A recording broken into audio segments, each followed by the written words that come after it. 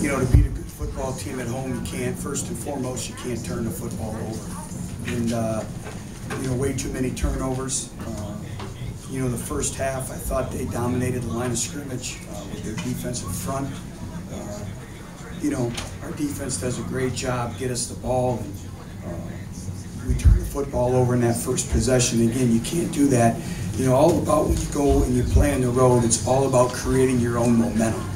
And everything is about creating your own breaks. And we create a break there, and then we turn it back over to them, and you can't do that. Second half, our defense was on the field a lot. But I will tell you this, and I told you before, losing is never accepted at Tennessee nor tolerated, but I'm proud of our football team. I thought they showed resiliency. They didn't quit. Gave us an opportunity to be in the game at the end of the game. And we just have to keep getting better. And it's a long football season. There is no panic. Where we sit, we're 2-2. There's a lot of football teams that would like to be 2-2 right now. And we have to keep things in perspective as we continue to build this football program and learn what it takes to play winning football. But I thought, we took some small steps. But we have a long way to go, but we have a group of prideful individuals. Again, big splash plays, didn't have enough of them, and we have to continue to try to create and manufacture them. And I thought our defense showed some resiliency the entire game. They're on the field way too much, and then too much hidden yardage in the return game. Too many big kickoff returns by Florida, and give them credit. They're a good football team. But, we have to come back, and we have to go to work, and that's the only thing you can do. I'll answer any questions you may have. Coach, was Nathan overwhelmed in any way by his surroundings today? He had a great week of preparation. A lot of it, to the naked eye, everyone wants to point to the quarterback, but I didn't think we did a good job, particularly in the first half. Really the first quarter, protecting the quarterback, and we were behind the sticks. And against Florida, if you get 3rd and long, you're in trouble. And we talked about that, and one of the keys to the game was 1st and 2nd down, and being able to generate first downs on 1st and 2nd down. And we had way too many 3rd and long situations. And those are situations offensively we can't be in. We had a couple drop passes, but we didn't get it done. Coach, did you think about taking him up earlier? We kind of balance between maybe shaking his confidence and pulling him. Well, again, everyone wants to point towards the quarterback, but as the coach, when you know what's going on, sometimes, the naked eye, it looks like his fault, but a receiver may drop the ball. He may run the wrong route. He may run the wrong depth. We don't protect. So, I was trying to let him try to get into a rhythm in the first quarter, first half. As you all saw, we were never able to get in any type of rhythm offensively. And against a defense like that, you have to get into a rhythm. You have to generate first downs and keep moving the chains, and obviously we weren't able to do that. Coach, what did you think Worley gave you that Peterman did not when you put him in the game? I thought he stood in the pocket. I thought Justin was decisive, and that's the big thing, that we want him to do more is attack. The one, he's trying to scramble, and he's trying to throw the ball out of bounds, and he doesn't get it out of bounds, and they make a great play on it. But you got to get the ball out of bounds. And it's still, it's our quarterbacks understanding how to take care of the football. Sometimes punt is a great play because it's the only play. Get the 4th down, play field position. Don't put your defense in any negative situations. So we just have to continue to develop them, and they're going through those development stages. But we don't have time to wait.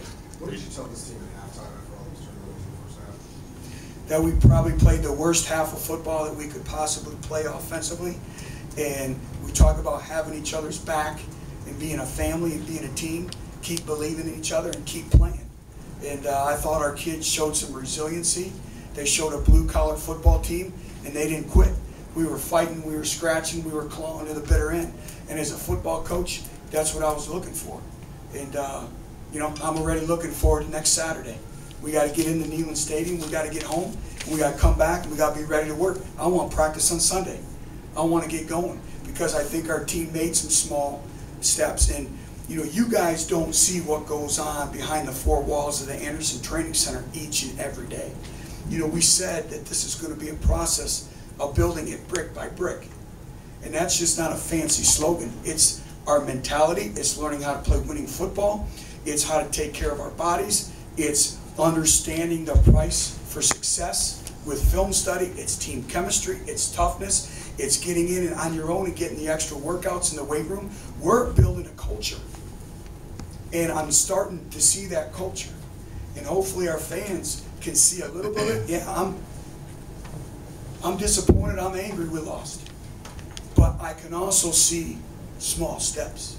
And as the head football coach, I got to look towards that as well. Butch, when they went from Driscoll to Murphy, how did that change your game plan, and how much did you guys even get a chance to really spend on him? Well, he has another wrinkle, obviously. He's a great athlete. And we didn't do a good job defensively of containing the football. And there's a couple times our nickels let the ball outside him, and it's 3rd and long. We have points on the quarterback, and it breaks down, and he scrambles and makes a great play. And those are things of moving forward that when we start winning games like this on the road, that's assignment sound. That's the eye discipline. We can't make those catastrophic mistakes. How difficult is it? I think they were 10 of 15 on 3rd down at one point. How difficult is it to win a game when you can't get off the field like that? If you can't get off the field on 3rd down, you have 0 chance. Which with the turnovers, is that going to be how your defense finds success? It seems, Florida had success moving the ball, but able to generate some turnovers. Is that going to be success for your defense? Well, we have to, and they're a good football team.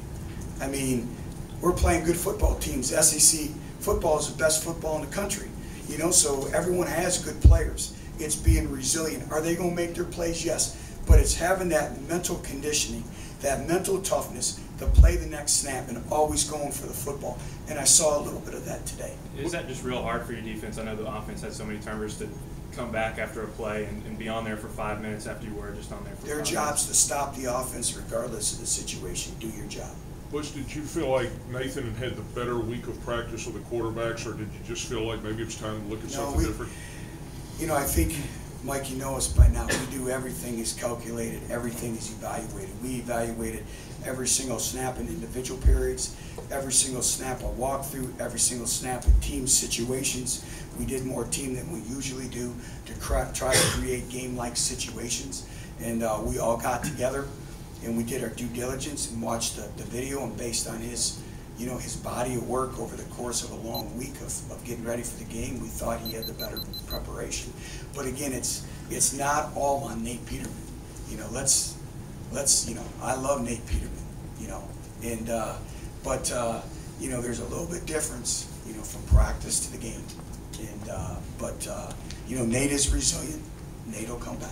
Butch, you challenged him to have it hurt more, but without letting it linger. Did you sense in the locker room? Absolutely. I'm starting to see a change. A change where the more you invest, the more it hurts. And I'm starting to see that. And that's why I'm disappointed, but I'm optimistic. I'm encouraged. We have to keep moving forward. And I start to see it hurting more, and it should hurt. The whole state of Tennessee hurts right now, and rightfully so, because we represent them on every single snap, all of our alumni, our former players. And we're going to get it.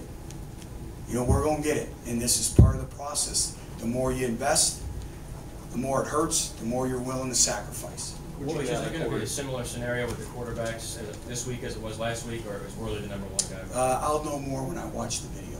What was it that you saw in Nate Peterman during the week specifically that made you feel confident? Consistency. He was set his feet. He attacked it. His accuracy. So he had a good week of practice. So you think just having the first time in SEC, hostile environment, that just kind of changed it all? I think it's a lot when you go on the road in this environment. And let's give Florida credit now. That defensive front is one of the best defensive fronts in the country. And they're disruptive. They do a lot of things with disguise and coverages, and they played a lot of man coverage. And we have to be able to defeat man coverage on the perimeter too. So again, everyone wants to again point to the quarterback. It's way much more than the quarterback. If he could sit back in the pocket, set his feet, it's maybe a little bit different. So it's on us calling the right plays. It's on us preparation with coaches, and it's everyone. That's why football is the greatest team sport. Offensively, one individual breaks down, you're not going to be successful. What did you learn about Corey Vereen today? You know, I know all I need to know about Corey Vereen. Extremely competitive. It's remarkable that he's come back at this early stage from rehabbing his knee injury. He gave us a little extra spark. He's one of those individuals that hurts. He'll be in tomorrow working on his own. That's Corey Vereen. And that's what we're building here at Tennessee, is those type of young men. Could you reference the receivers a few times? Look at your wide out catches today. It's a sophomore, it's 3 freshmen, producers. I mean, how are they coming along? I mean, Coach Azani seemed very impressed with just the way they competed last week. Work in progress. You know, they have, as for us to continue to move forward, they have to continue to get better.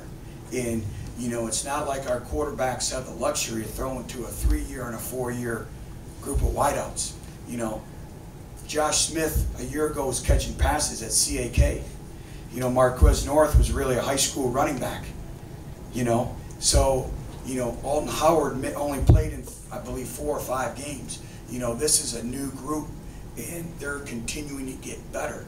But again, it's all coming together, and it's work in progress, and we have to get better in a hurry.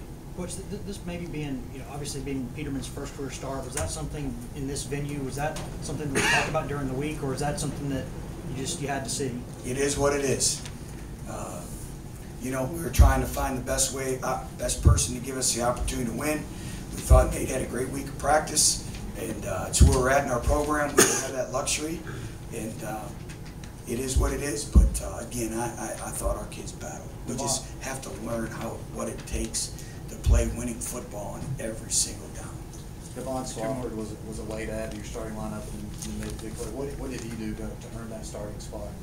Well, again, you know, here's a walk-on nickel for you that, again, was playing high school football last year. And, you know, gives us everything he has. And does he make mistakes out there? Yes, he's young. You know, he lets the ball get outside, but he's extremely competitive, and he's resilient. And he did a great job of reading the eyes of the quarterback, broke on the football, and gave us a spark, and that was great to see. Which it looked like early in the game, I think A.J. Johnson had missed a couple tackles, which doesn't happen very often, and you kind of went over to him and seemed to say something to him. Did you get the response from that you wanted to see from him? Or? Absolutely. A.J.'s one of our leaders. You know, let's point out the positive things. You see the amount of defensive guys in the offensive huddle when we take the field. You know, this team is growing up, and we cannot digress. We cannot let this loss cripple us. We have to continue to move forward and progress, because we do have a lot of positive things going forward that maybe, you know, to the outside world they don't see. But everyone within the coaching profession does see. Thanks, guys, very much. Thank you.